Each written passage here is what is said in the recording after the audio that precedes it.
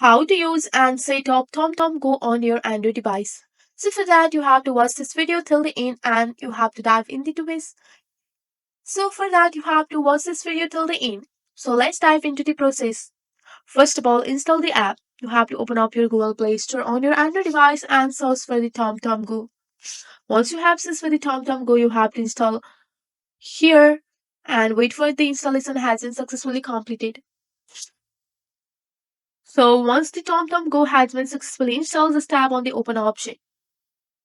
And you have to follow the on-screen instruction provided on your TomTom Go fleet.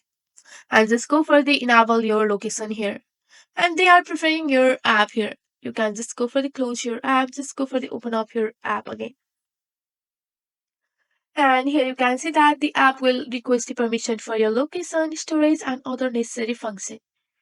You can download the partner app. So to use this app, you have to first of all download the partner app. So here you have to just go back and you have to just search for the partner app here.